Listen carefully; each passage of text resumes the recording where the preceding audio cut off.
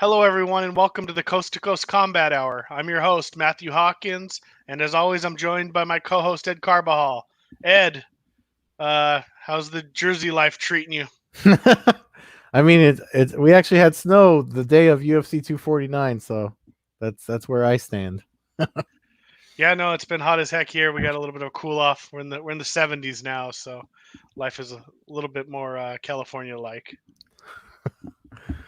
Yeah, I envy you guys, man. I mean, I think I tweeted the news about the snow in the morning, and I was just like, it sucks here. It really does suck here. But I mean, hey, man, at least we had some fights to watch.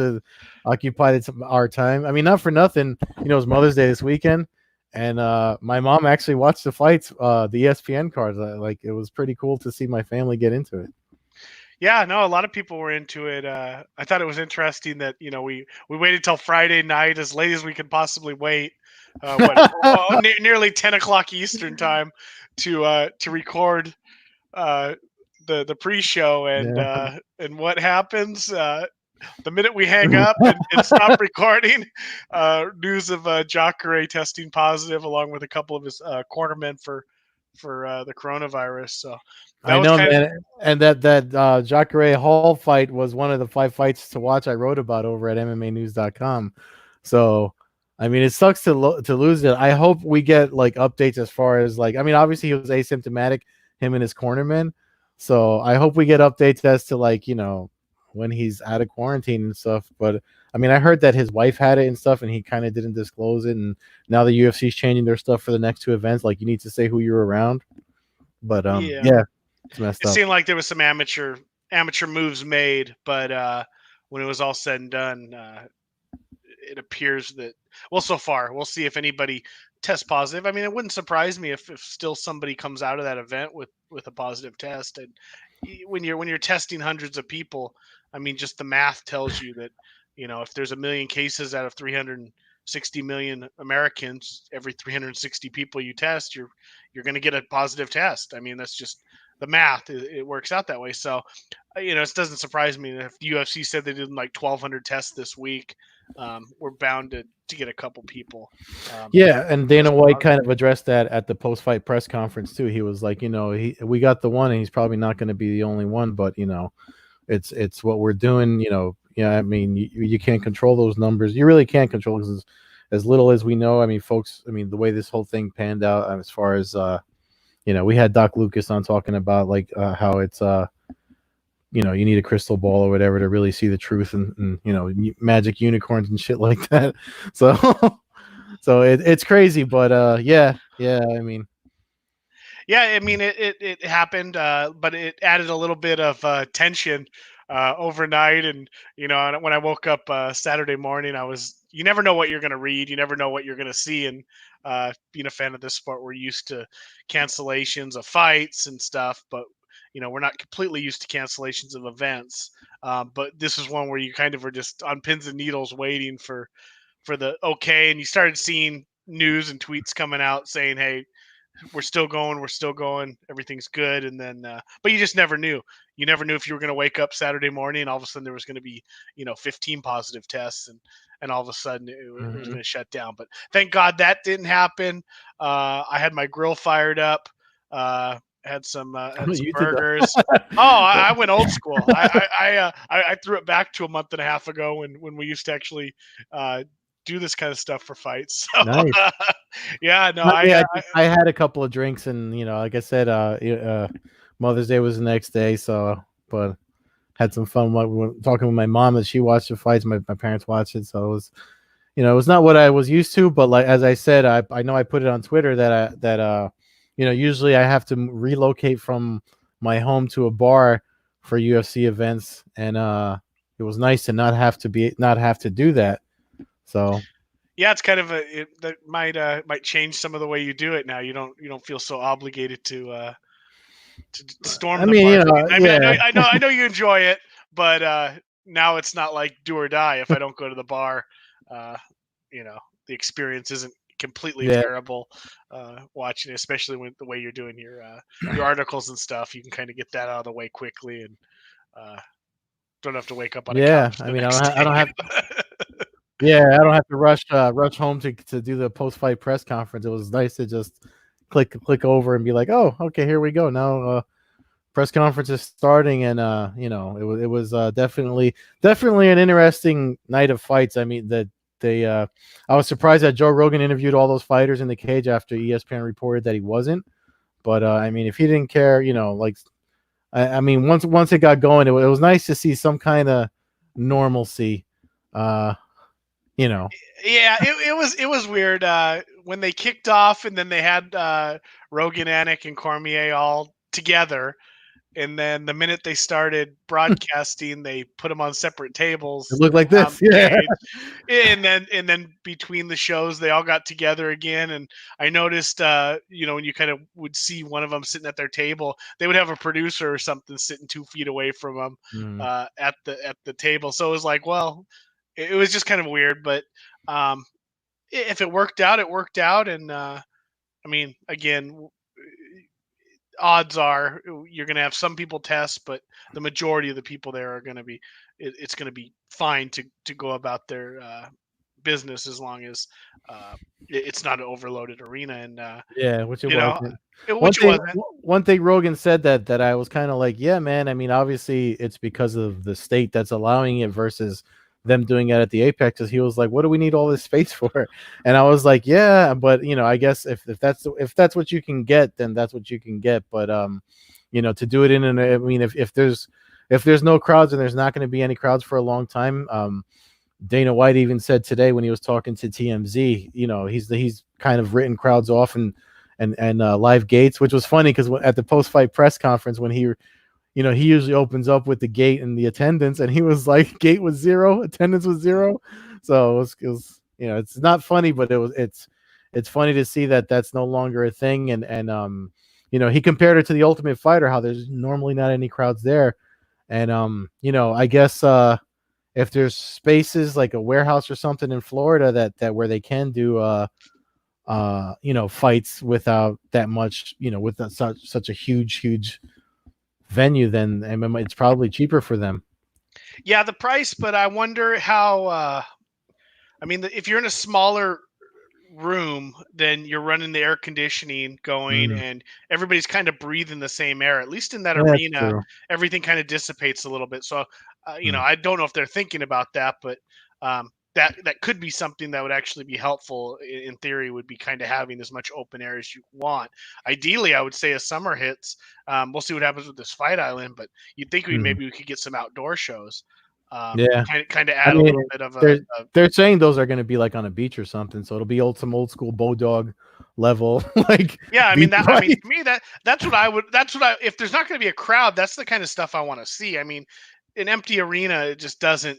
I don't mind there not being a crowd to watch on TV, but it'd be cool to have some kind of ambiance around it. I mean, I was joking with my buddy saying, "Hey, I would have had some Hollywood studio build me a, King Arthur's castle or something to have, you'd have some kind of fake backgrounds or something to the cage, just to kind Yeah, of, maybe it would have made it cheesy. I don't know, but uh, I don't know. That's why I like fighting. I guess when we started watching it, there was a lot of cheesy stuff that that yeah, went on that kind of made it interesting. But once the fights kicked off, I didn't really skip a beat as far as enjoying them. There was no yeah. Some of them were really great. some of them are really good. I like the crowd atmosphere. Obviously, watching it on TV, it doesn't really matter to me. I don't really like that the corners and the fighters can hear the announcers and stuff. That seems kind of weird. So maybe we can back them off a little bit. Like, why would it hurt to have Yeah, I the mean, announcers 25 feet away from the cage instead yeah, of? if you remember the first season of Dana White's Contender Series, I mean Uriah Hall and Snoop Dogg or whomever was doing it, they had them.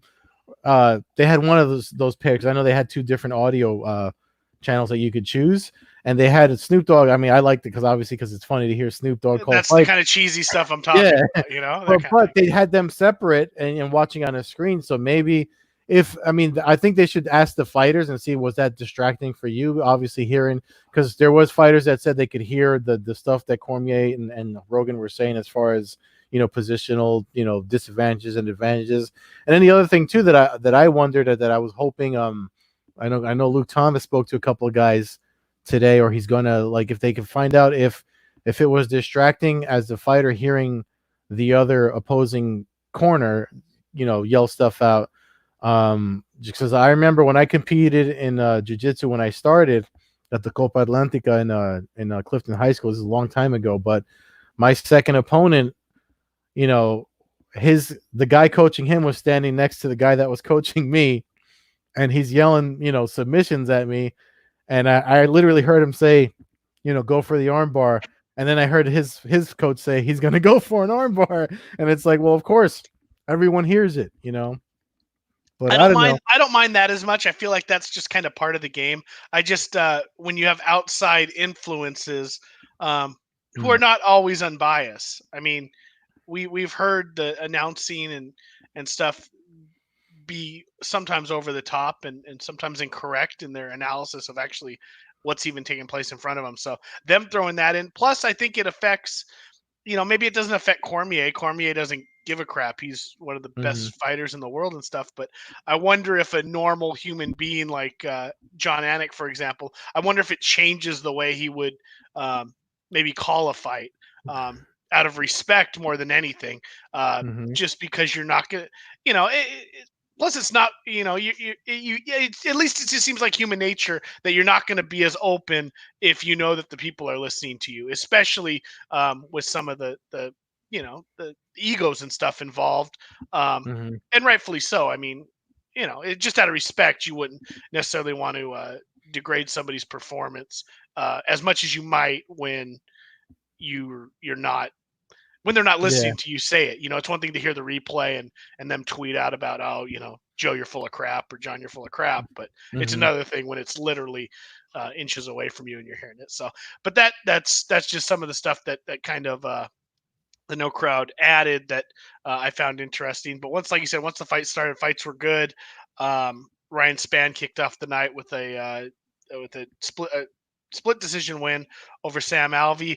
Alvey came on late. One of those fights where if there was another 5-minute round, Alvey probably finishes the fight. Heck, if there's another 30, 40 seconds, he might have finished the fight. But Ryan Spann picks up the win. Sam Alvey probably in reality has reached the end of his run here in the UFC. His gym has a pretty good relationship with Bellator and some of those things, so I wouldn't be surprised to see him make an appearance in that organization or anywhere else. Maybe PFL, maybe throw him in there and see if he can make a run at one of their titles. Their light heavyweight division and stuff in PFL isn't exactly the cream of the crop worldwide. Although they do have some good fighters. One former champ who happens to be fighting this week. Yeah, no, it's not a knock. I'm just saying their depth isn't necessarily there. So, I mean, if Sam Alvey entered their 8-man tournament, he probably comes in. If you're just seeding him out the gate, I'd imagine he'd be a 4 or 5 seed, somewhere right in the middle. Just based off his experience, and he loses a lot of damn close fights. They're not always really exciting. But I mean, it's like, weird because I feel like he started turning it on towards like the later rounds, like maybe round 3 was his best round, if I'm remembering it right. I mean, there's a lot to absorb because obviously there's other fights that stuck out. That was the first one, but I mean, like I rewatched. What did I rewatch? I rewatched Bryce Mitchell. I rewatched his fight, and I rewatched. That was one of the most fun. That was a crazy fight to watch. Yeah. Bryce Mitchell, Charles Rosa, which was the second fight. I mean, we saw Mitchell in his last fight pull off the twister, but this fight was like a grappling. I mean, that was incredible. I mean, Rosa, props to him, man. I mean, I it's been a long time since I've been on the map, but just even trying to defend that kind of stuff for 2 minutes at a time, for 15 minutes of just constant. I mean, just the most. I mean, I can't even think of a fight where I've seen that in the last. I can't think of. I mean, the way he set up those takedowns and fell into the position to go for it as many times as he did in that fight, I was surprised by it. I mean, I compared it to if you remember from WCW, Diamond Dallas Page, he used to hit the diamond cutter from anywhere. Like the second time he did it, I was like, "Are you kidding me?" I was like, "This guy just took him down and fell into the twister position again." I mean, but just his overall control. I mean, I'm sure there's like people, there's anti-grappling fans out there that were booing that, but I mean, there was definitely nothing to boo there. That was some great some great That's the kind of fighting. grappling that a just bleed fan I would imagine would want to see. I mean, that it Mhm. doesn't get any better than that. You're showing the masterfulness of knowing how to control somebody on the ground, and like you said, to fall into those positions. We've seen less what three twisters in the UFC in all of Yeah. major MMA history. I can only if you talk Bellator, Strikeforce, Pride, WEC, and UFC, there's only been like two or three twisters ever accomplished. He did one in his last fight, and to basically, I mean, he was, I think Joe Rogan said it best. He's like click 9 or something out of click 10 Hmm. of finishing this off, and he got to that click 9 like 4 times in that fight. Yeah. Uh, on top of that, all the head and arm chokes that he transitioned into. Um, like I said, I mean, for Rosa to be able to survive to the decision really says a lot about his, defensive grappling, Oh, which is I mean, it's off the charts. you know, Being able to get out of that you, stuff. you mentioned something just to go back to the first fight with Alvey, just because you mentioned the head and arm. Early early in round one with Alvey and Span, he got a standing arm triangle. That there was one point that I actually thought he went out for a little bit, and then I guess Span let go. I mean, did you get that indication or No, he got real purple. It was funny yeah? because of course it's smiling Sam Alvey. Well, he got real purple, and then all of a sudden he smiled. And I for a minute, like you said, it kind of was like, well, is he kind of spazzing out, and is he Yeah. conscious? But it sounds. I mean, it appeared that he was just kind of smiling at the ref to let Mm-hmm. him know visually, okay, no, I'm here, and then shortly after that he got out of it. But Who ref that first fight? Was it? I I don't think remember who. I think it was Miragliotta. Um, Uh, I think. Let me see if I can pull it up. But yeah, it was. Let's see. Yeah, Miragliotta was the ref. Um, well, I mean, we have to bring it up because I kind of felt I could have swore I felt you twinging during because your favorite ref got a lot of praise for this event. I mean, both Joe Rogan and Dominic Cruz praised Herb Dean, especially for the. I mean, obviously with the stoppage in the main event, but then the whole thing with Dominic Cruz where he was bashing Keith Peterson. But yeah, I mean, what was your take on the? First of all, what was your take on the Cruz Cejudo Cruz stoppage? I mean, I know we're jumping to the co-main, but obviously I wanted to break your balls about that.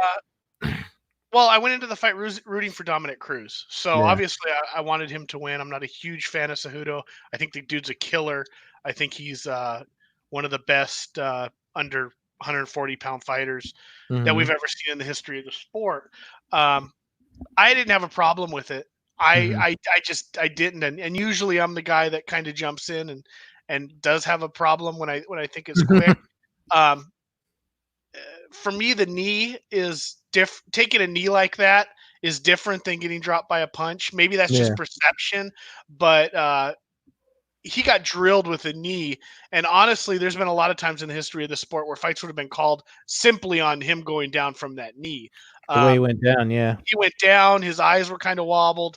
I mean, he was dazed. That knee was a devastating shot.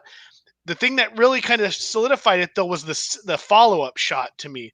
The first punch after the knee when Cejudo jumped in. I mean, he drilled it. He caught it was a right hand kind of diving in, and he drilled him. And so from that point on, to me, Cruz kind of needs to he can't just be on all fours taking shots. You know, I'd like to see the I like to see fights go to the finish. But I didn't have a problem from a ref's perspective. He saw the knee, he saw the follow up, and then he saw about 8 or 9 more shots to the back of the head on Cruz on all fours. He couldn't see Cruz's eyes and face based off the positioning. Um, and then Cruz hops up. Well, we've seen guys get knocked out and basically come to. And some of those fights I haven't always been happy about the stoppage. Hmm. I've been vocal about it, but I didn't have a problem with it. Me neither. And honestly, Keith Peterson, I know Cruz came out kind of talking out of his ass about him. Um, I've never had a problem with Keith Peterson. I mean, when we think you can't, I mean, I would ask you if you could think of another situation. The guy's been around for a while. He's been reffing UFC fights for at least, I would say 6 or 7 years. Was in Bellator a lot before that. Um, and a lot of And other, yeah, LFC and stuff. It seemed like he was a lot of the Midwest stuff. And I can't think of anything off the top of my head where there was any other situations where there was any controversy in any of his fights. So if yeah, if involving that's him. No, I've never seen anything with him having a problem either. I mean, and the other thing too. I mean, I kind of like to be a little objective about it. I mean, so if you're in Keith Peterson's shoes, and you see what we saw, that we all kind of obviously looked like Cruz was done. It's kind of like you know, with everything going on and all the extra precautions and protocols that were in place because of what's going on with the pandemic. Of course, maybe these refs were jumping in a little early. You know what I mean? Or maybe yeah. you know what I mean? So in that sense, it's just like, fighters won't protect themselves, as they say. Justin Gaethje says it all the time. I need someone to protect me from myself. Of course, they're always going to want to keep fighting to win, to the point that it's probably unhealthy for them. So I mean, he did his job, and again, like you said, I'm with you. I didn't have a problem with the stoppage, and I mean, I as much as I wanted Cruz to win, I did pick Cejudo to win, and that was kind of why. Yeah, I mean, like I said, I thought the stoppage was fine. Cejudo looked great. Cruz looked good for that second round. Till he got Mhm. caught, he was probably looking to even up the fight. The first round was really close, but I think Cejudo probably won it. And then the second round, Cruz was kind of getting some momentum going, was getting his bounce going, and just kind of bounced into a knee and got caught. Yeah, So uh, good fight. Then, like I said, afterwards, Cruz said Peterson was smelling like cigarettes and alcohol or something or whatever, something to that effect. And yeah, I think that's uncalled for. Um, I do think referees should be drug tested and tested. yeah. That would So be. I I have feel no like Mario Yamasaki would have popped for a lot of things if they Yeah, did. I mean, I have no problem with that. I think that should be mandatory, and the fact that it's not, or at least the fact that it doesn't appear to be true at all, um, I think is crazy. I think that there should definitely be some kind of protocol, Hmm. at least whether you're not going to draw blood, at least some kind of cognizant test given prior to the fights or the event. And I know all the referees around. Anybody who's been to a fight and been close sees that the referees are always they're always huddle up between fights. There's the huddles. They're talking to Yeah, the commission. They're talking to judges.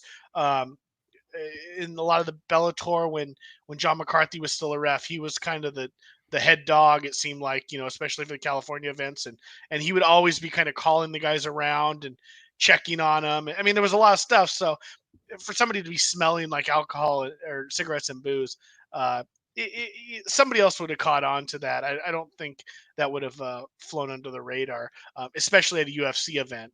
Maybe some reservation event or somewhere in the middle of nowhere, where hmm, there's one referee and one doctor at the whole thing. Maybe that sneaks through, but not at a UFC event. So I thought that was kind of bush league for him to go that route. You bring up, you jokingly you bringing up Herb Dean. it's Uh, you your know, favorite ref. yeah, definitely not. Um, he did do a good job in the main event. The main event, Justin Gaethje, somewhat shocks the world. I know we both picked him to win, but the general MMA world was a little bit shocked. I think we were all shocked by how great of a performance it was. A lot of us Mhm. thought he would win. I didn't think it would be that easy for him. I Uh, didn't. Yeah, I can't say enough about. I mean, he talked about how Trevor Whitman kind of it made him evolve.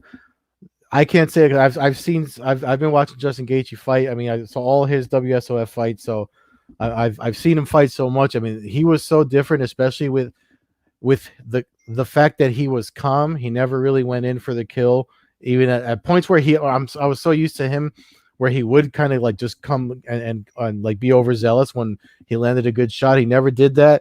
Footwork, head movement, all that stuff. I was just like, this is a new guy fighting tonight, and that audio already made its way around in the fourth round, between round 4 and 5, when he was when he was about to go nuts, and his coach kind of checked him and was like, "You need to calm down." And he reminded him, he's like, "This is what happened in those 2 fight losses," and he was like, "Yeah, yeah." And it was great to see, and that's one thing about no crowds is that I kind of liked being able to hear all that on both sides. I mean, even with Ferguson's corner, when I don't know what Eddie Bravo recommended doing an Imanari so late in the fight, that I was just like, he tried it too, and I think Ferguson also deserves credit for I mean, he even said, I wish he would have finished me, and I get where he's coming from, but he took a lot of damage. Yeah, he took a lot of damage. I think I felt like the difference for me with Gagey was, usually we either see him, he gets like an early knockout, or Mm-hmm. he ends up into some giant firefight. And in the UFC, it's been kind of hit or miss late rounds, against guys, Poirier and stuff like that, where it hasn't necessarily worked his way. This one was, and Eddie Alvarez. This one, but those fights were both close, like, slugfests. I Yeah, felt like this one, as he got past like the third round, he was in such control that it was almost like, and his corner helped with this, but it was yeah. almost like, dude, you can win a decision. I mean, it's great to go out there and just murder somebody, but you're fighting a really dangerous dude right now who's taking Mhm. your stuff, and he's still coming forward. So let's not. Yeah, And you got dropped badly at the end of round two, um, almost nearly saved yeah. by the bell, in a round that he was winning. I still thought he won the round, despite that a couple of the judges disagreed and gave it to Ferguson. But I felt like this was the one fight that I've seen in Gagey that I can really remember where he totally was dominating and didn't have to necessarily risk himself to the point yeah, of just dropping hands and putting the chin out there and just going for it. So that was interesting to see the transition from all of his fights being just these firefights to, dude, I got this. I'm kicking ass. Everything I'm throwing's landing. My kick punch combination right now is just devastating. He's not going down like 99% of my opponents have in the past, but hmm I'm snapping his head every punch. Uh, there's blood everywhere. Both eyes are cut. I got yeah. It's targets. crazy. I don't need to go nuts if I win a decision. Turns out, fifth round, uh, after coming out and doing his thing, about halfway through the round, he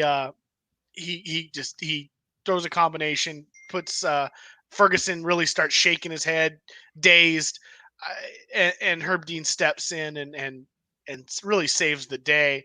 Yeah, Um, I wouldn't have honestly had any problem with something like that almost a round earlier. Uh, there I was commenting with some other people, and there was some agreement that this these are fights that change people. I know we saw Ferguson after the fight dancing in the hospital and stuff. yeah, yeah. Most fighters, when they take a beating like that, don't come back the same. It's No. like any sport. You're a Well, quarterback yeah. I and mean, you the get best. your shoulder shredded. You don't come Yeah. back the same.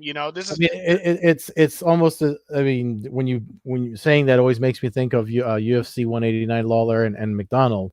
I mean, neither of them. I mean, I know McDonald won a couple of Bellator titles after that, or Bellator title fights, but like they're not the same after that. They leave a piece of themselves in there.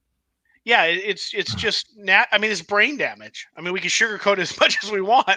It's your brain is affected from going through something like that. It slows everything down in MMA. Once that starts happening, and you're a tenth of a second later on your punch or your reaction time, you start getting hit a lot more. You start getting knocked out. Mhm. So I don't think Ferguson's done. I think he's going to have some fights, but I think we're going to start to see a deterioration. Um, Based off of that. And he's had wars in the past, but this was like an accumulation of just, I mean, dudes just don't take that kind of punishment from a heavy power puncher like Gagey. Mhm. But getting back to the referee, Herb Dean stepped in, stopped it while Ferguson was still standing. Good job on his part. Didn't get involved anywhere during the fight. Um, when Herb Dean's on his game, he's a decent referee. He's a good referee. Um, but I also laugh when I see when Cruz was going after Keith Peterson, he commented, "Oh man, I wish I could have had Herb Dean. He's the best referee in the business." Yeah. Could you imagine if Cejudo had put him in a chokehold on that when he dropped him, and then while giving a thumbs up, Keith Peterson would have stopped the fight? I mean, We I, saw I that happen with Herb Dean. yeah, it happened in Waller Askren, but I don't know. I don't have the same opinion of him as you do. I actually do like him. I consider him one of the better refs out there. I mean, I've made it pretty public of the ones I don't like.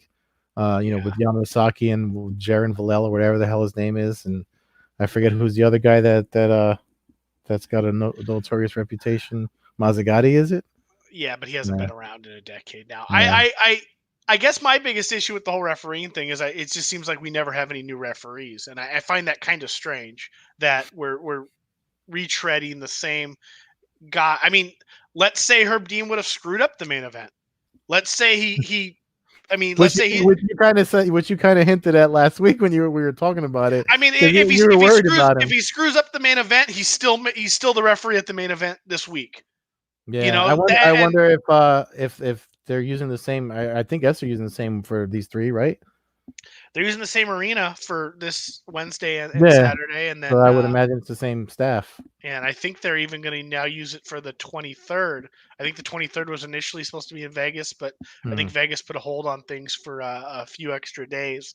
But anyways, so Gagey becomes the interim title holder, tosses the belt to the side, calls out Habib.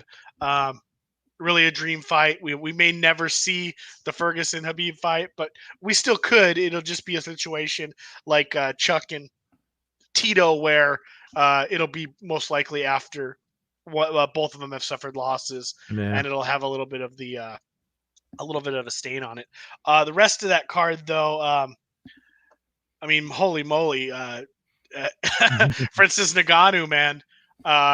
That is a scary dude. Yeah, his sports psychology looks like he fixed whatever was wrong with him after the Miocic lost. Yeah, I mean, I don't know if anything's changed because he was doing that before the Miocic win. He was folding fulls.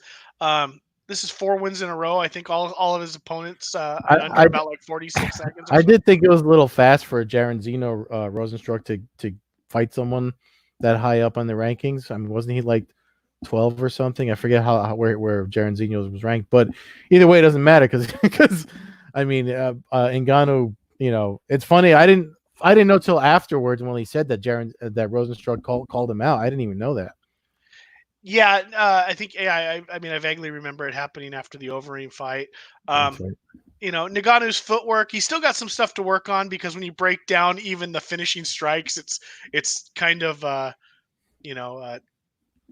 it's kind of wild. I mean, a seasoned striker who, and Rosenstruck is, but he doesn't have any kind of ground game, so there's not really a threat there. I feel like, Ngannou against guys like a Cormier or a Miocic again really is going to need to tighten his game up and not expose himself, because I think a lot of wrestlers in that situation might have been able to duck under some of that stuff and get low and at least wrap him up. But man, is he fun to watch. I haven't always rooted for him. There was a kind of a gap where I was kind of like, is this guy just a flash in the pan? But he's become can't miss. He's become can't miss TV, and I mean, really kind of an old school throwback to kind of the Tank Abbott. Tank Abbott did a lot of wrestling, but just that I'm coming for you, and I'm gonna kill you, or you're gonna kill me. I mean, basically, is kind of what he is, and he's such a massive specimen that it makes it fun and scary at the same time. Yeah. To see what he's doing. I see people, Cormier would starch him, and I'm going, I don't know. I don't know if anybody starches him at this point. I mean, even Miocic, I wouldn't say starched him in their last fight. No, he took him down and gave him a lesson on the ground game. But there was moments when Ngannou was close to landing some stuff. So yeah, and that's not for nothing. I mean, you talk about the potentials with him and Cormier, or him and Miocic again. But Miocic already laid out. That's how you beat a monster. You don't stand toe to toe and try to trade blows with him. You have to go. You have to rush in. I mean, Miocic took a lot of damage going in past the barrage of punches Uh, to do what he did to get the win over Ngannou. But I mean, as scary as it is and stuff like that, it's still fighting. It's chess. It's not checkers, and that's where you see the championship mentalities play out in guys like Miocic. And I honestly, I don't see Cormier, finishing him, but I definitely think he can outsmart him, and it'd be a boring one of those, fights that people complain about, but it'd be one of those ones where Cormier wrestles him and grinds him and just exhausts him for 5 rounds to get the W. That's how I see him winning, and the same thing with Miocic too if they do it again.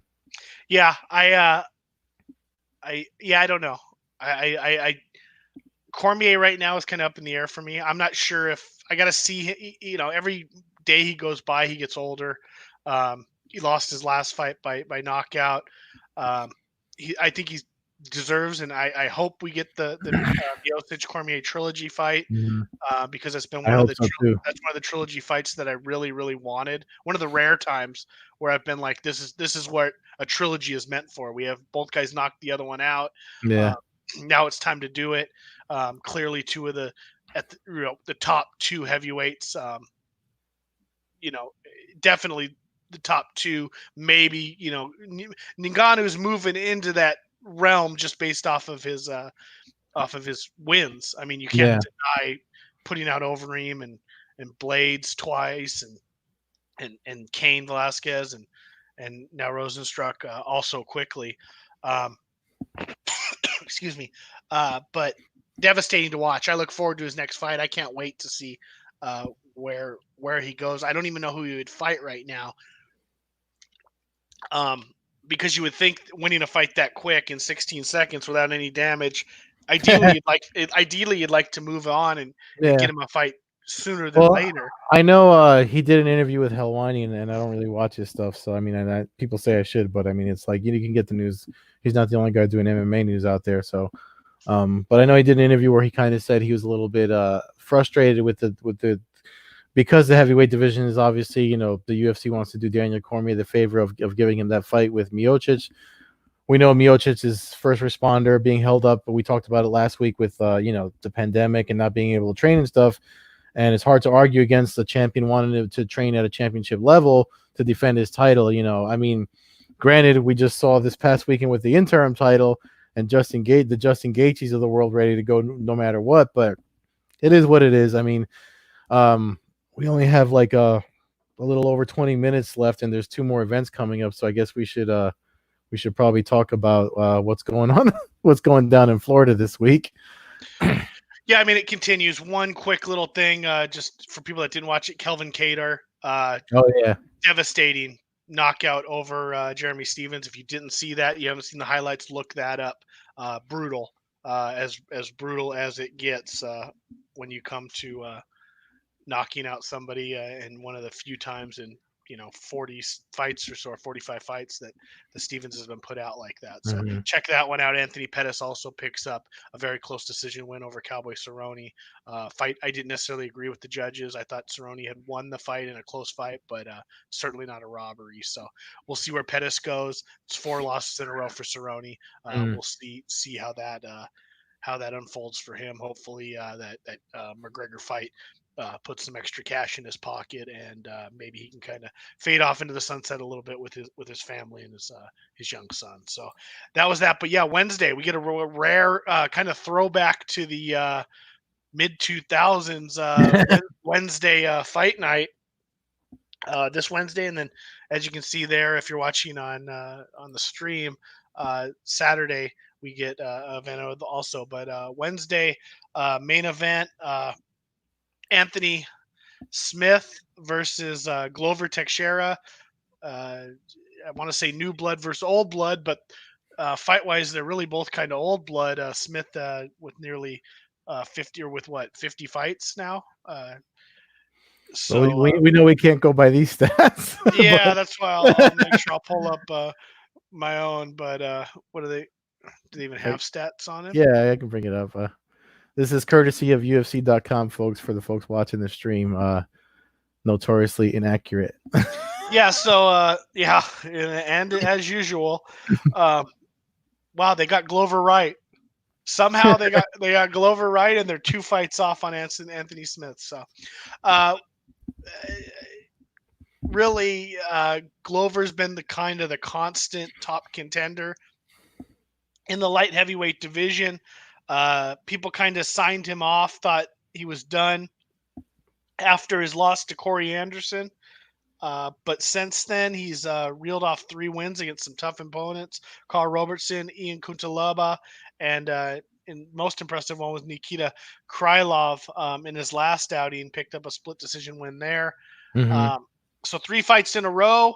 Uh, Moves right back into title contention with a win here. Is that the And case for both of them? yeah, I mean, I guess my thing, and we've seen Anthony Smith compete in that. He competed in that Quinten event, but when I look at it, his last fight was last June. So Yeah, well, I mean, he it's had the hand. He had the hand. He he didn't. had the, I thought he only coached Quintet because he was still healing from the hand situation. no, he had matches against Gregor Gracie and Jay Z. Oh, okay. He Oh, was one of the that's right. coach. That's He right. was I'm the thinking of coach the that other one. competed. I'm thinking Uh, of that Uriah Faber copycat version. yeah. Oh, yeah. No, this was the one that was before the night before, 2 nights Yeah. before the in June or in January. But yeah, in my mind, I feel like we've seen him more, and to think that his last fight was basically a year ago. I know we've had this last couple months have been a change of, things haven't happened, but um, that was kind of weird. So he's got a win over Alexander Gustafsson. Prior to that was his loss to John Jones, and then he had 3 wins prior to that to earn the title shot. I feel like, yeah, I mean, I guess what we got: Thiago Santos, we got Reyes. Um, I, Jones has wins over all 4 of those guys now. So um, I feel like if Glover gets a win and if he gets a finish, I feel like maybe you give the guy a bone and you go, hey, we're gonna give you one. That would eliminate Smith. Maybe you do Reyes Santos, and then you do Glover and Jones too, and go, hey, take your shot. I mean, not for nothing. Maybe it's a shot against Jones, who's not on steroids. You know, I mean, we never know, but I would I'd like to see it. I think 4 wins in a row, especially if he's able to finish Smith, would be deserving. Because otherwise, what's he going to do? We're gonna put him in there against Reyes. It seems like you start knocking out some of the top contenders, uh, and bouncing guys around. So, uh, but I'm so with that said, I'm gonna actually pick Glover Teixeira in this fight. I like the old veteran. I like Mm-hmm. I like his ground game, um, and I like his toughness. I know Smith has had his moments, but I don't want to doubt. I'm not going to doubt Glover. I'm going to pick him to win by like 4th round head and arm choke. Yeah, I mean, I don't know. Like you said, I mean, I know Glover's been winning and whatnot, but I don't know. I still, for no reason in particular, I still think I feel like we're going to see Anthony Smith against John Jones again. I mean, I know he was off his game when they fought. It wasn't his best fight, but the fights that got him there are the ones that I'm remembering, sort of. So I actually, Sure Dog asked us to submit our picks. I submitted him as my pick for this. I don't think he finishes Glover. Maybe a decision, but it does depend on who shows up. The version of Anthony Smith that we get, obviously. But yeah, I'm gonna disagree with you and pick Anthony Smith. I mean, there's a few fights on that card that are. This is an ESPN Plus event, so you know how I feel about those. Yeah, the entire fight's on ESPN Plus. The co-main event is Ben Rothwell versus Olven St. Preux, coming up from light heavyweight. Saw he weighed in today at 240 pounds, which was a bit surprising to me. I didn't realize he would be that heavy, and that changes things. Definitely changes things because now all of a sudden you've got two guys who are fairly close in height, and now at least within, you got a 240 against basically a 265. I don't know if Rothwell's cutting, so maybe let's say Rothwell's 275, but at Mm-hmm. least you get, at least you got two true sized heavyweights in the cage. With that said, I'm still going to go with Rothwell. I I think it's a big jump for St. Preux, somebody who's also competed at middleweight to jump all the way up here. I think it's a little bit. I think Rothwell might be too big of a fish for him to try to take down in his first heavyweight run here. Uh, Somebody more in the 230 to 240 Mm. range probably would have been better. I think I I think it's just going to be a hard matchup. I think Rothwell will end up catching him with a punch mm. or end up getting on top on the ground and doing some ground and pound. I can't remember the last time Rothwell fought or how he did, which is probably why I went with OSP for this fight. But I mean, I know he's got that unique choke that he caught Barnett with. I mean, he's definitely he's definitely probably the heavier hitter between the two because of the extra weight and stuff. So I officially went with OSP, but I'm not going to be surprised if Rothwell takes that one. Yeah, so Rothwell's coming off. He had 3 fights ago. He had a really close decision loss to Blagoy Ivanov. Then Arlovsky put up a great performance, beat him by decision. And then he beat Stefan Struve by knockout. I don't know if you remember, it was in that fight there was a lot of controversy where he hit Struve with two devastating low blows. Mm-hmm. And I think that was a Herb Dean. I don't know if it was a Herb Dean one. Was that the one where the referee said that it won't go to the? I think it was actually Mirgliotta, where he said it wouldn't go to the judges because it wasn't far enough in the fight, and that turned out to be false information. Oh So yeah. Struve ended up coming back and then ended up getting knocked out um, with seconds left in the second round of that fight. So I just think Rothwell's still big and competitive, and I'm just not sure how St. Preux would beat him necessarily unless he really shows good boxing and is able to really stick and move. I'm not sure where. How do you think that St. Preux? I mean, do you think he takes him down or wears him out, or what do you see? I feel like he may either outpoint him maybe just because being the lighter guy, light on his feet, maybe does like a stick and move type of situation, or if he does take him down, OSP isn't OSP. Wait a minute, am I confusing him with I feel like OSP. No, yeah, he's definitely because he's the one that does this stuff, right? Yeah. So I'm not confusing him. Yeah, so I just feel like he might be able to maybe not finish him. I just feel like he can win a decision like just by being more active. That's possible. That's the way I think he would have to win. Yeah. I'm not sure. Like I said, unless he gets Rothwell tired and manages to get him down or drop him with a punch. But Yeah. interesting fight. I like these fights when you start seeing guys come up in weight and seeing how it'll develop. Plus, it's with him weighing in at 240, like I said, you got a true heavyweight fight. So of this event, or do any other fights stick out to you? The other one that there's some other. The Alex Hernandez Drew Dober fight's a good fight. Simone Borg. I mean, there's a lot of solid fights. The one that just jumps out to me is, like I said, always an old school and a heavyweight fan, is Andre Arlovsky and Felipe Lins. Lins coming in, making his UFC debut after winning the PFL heavyweight championship tournament. He also had, some 2018 champion, right? 2018. I don't.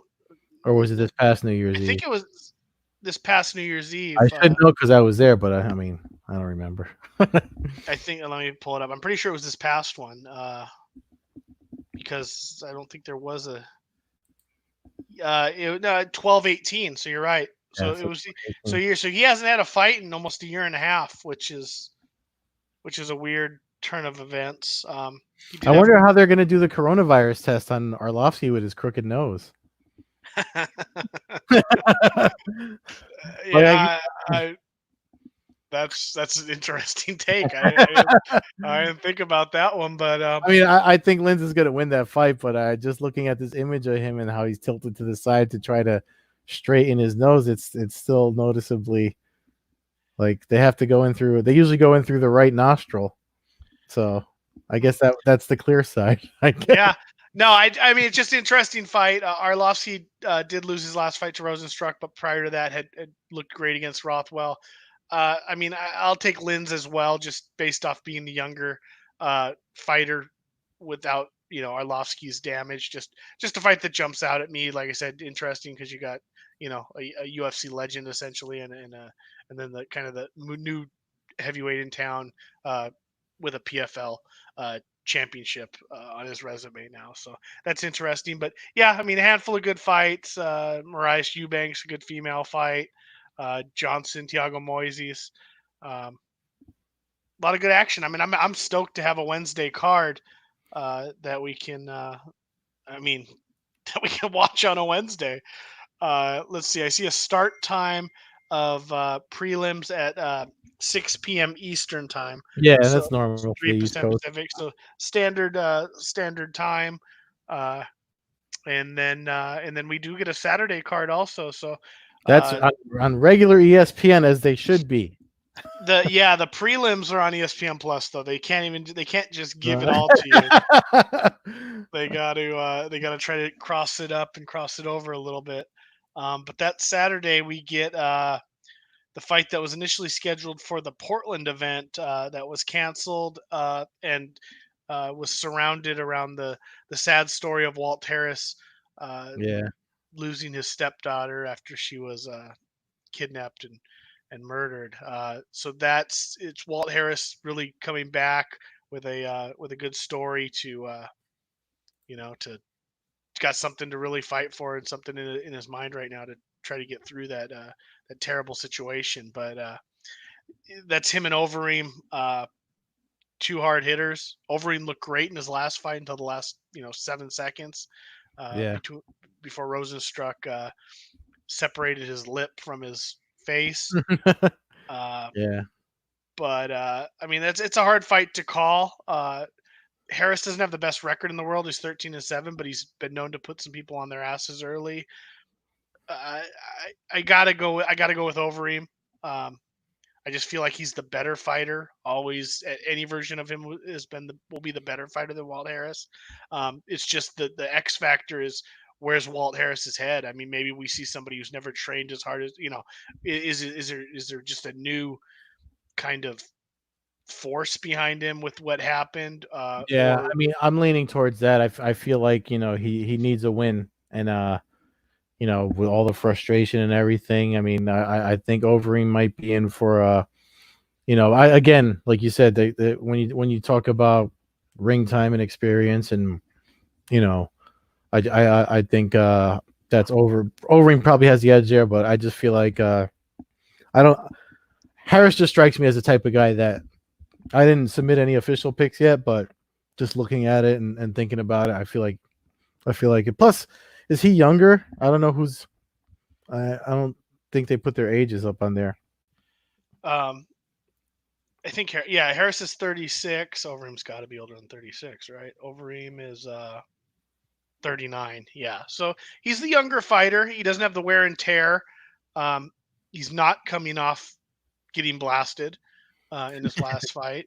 Yeah. Um, he's on a small winning streak. He took out Oleanik in like 11 seconds in one of Mhm. his fights, and um, I just I don't know. I just feel like Overeem is one of those guys that I mean he gets caught, but in a lot of those fights he's outclassing people until he gets caught. So we'll just have to see. I mean, I think Harris's chin will be tested. I don't think this is going to be a fight where he's going to come in and just knock out Overeem in the first 10 or 11 seconds. I think he's going Yeah. to have to deal with a little bit of adversity. His body's going to get tested with knees. Probably he's going to get. There's going to be some. I think it's going to be a fight. I think we're going to get a good heavyweight fight. I just lean Overeem until I see, Harris. I don't know. I just don't know where he's going to be at mentally. So we'll just have to see. I mean, it might be one of those things where he goes on a huge run after this, Yeah. and he's not. If this would be this would be his third win in a row, and in the heavyweight division again, that starts getting you into title contention fairly quick. So we'll see. But Any I'll other? lean. I mean, there's a few fights. Co-main event's a good fight. Claudia Yeah. Gadelha, Angela Hill. Angela Hill's like the Iron Woman of the women's division. Actually, really almost the Iron Woman of the Iron Fighter of the UFC at this point. Mhm. Um, nobody's as active as she is. I don't think she gets. I think Gadelha wins this fight, much like my pick kind of in the main event. I think she's a little bit higher class fighter. This Th- this fight right here, the Song Yadong oh versus, yeah, yeah, that's going to be the one that I think that that does start off the main card. Yeah, starts off the main card, and if anyone saw his last fight, I mean, it was a quick one. So, uh, that's a good fight right there. yeah. That's even a tough one to pick. I mean, wow, the records, they're just terrible at that website. Um, Well, you got to be on the on the running back with the real. yeah, I mean, I've never seen him be off by 3 losses. I gotta check Yadong Song's.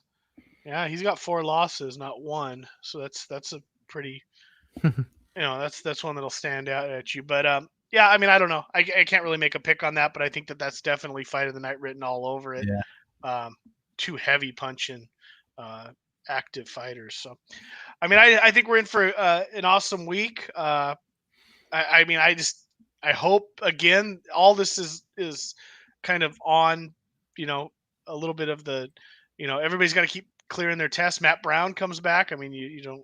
That's a lot of fireworks. No matter Hmm. what he's doing, there's going to be something violent's going to go down in that fight. But hopefully everybody passes their tests. Hopefully there's no issues. I know one fighter missed weight today for Wednesday's event. Gosh, who missed weight? Somebody was a pound and a half off. Oh, Um, was it Kelleher? No, I'd have to pull the card I back up. I saw that. I saw that on. Yeah, it's gonna take forever to load. But It must have been Kelleher because I don't recognize anybody. I have to double check Twitter, but I believe it was probably him. But anyways, it was only a pound and a half.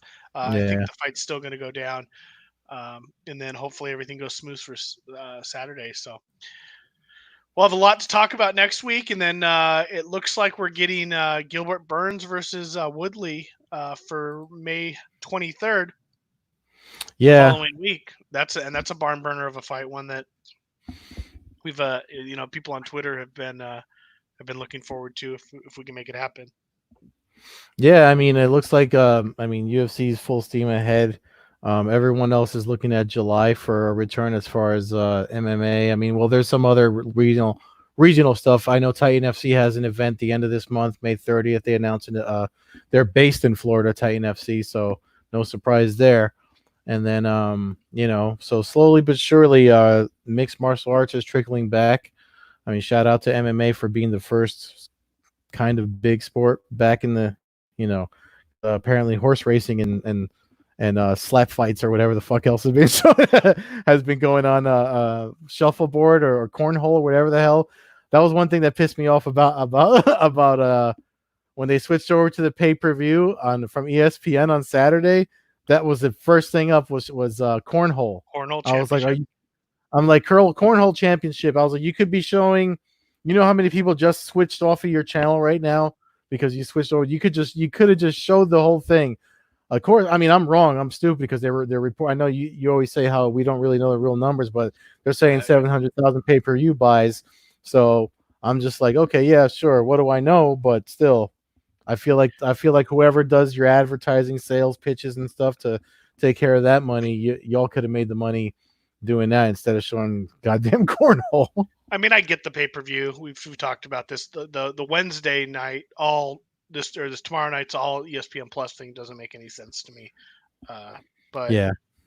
but nothing tends to make sense. So uh, fans can follow us at Combat Hour on Twitter, Coast to Coast Combat Hour on Instagram, myself at MMA Hawk 21 on Twitter and Instagram. Follow Ed at Carbazol on Twitter, Carbeerzol on Instagram. Ed, we got about 25 fights we'll be able to talk about next week Oh and then yeah. preview the following show. So hang in there, man, and You too. see how things unfold. We'll see you next week.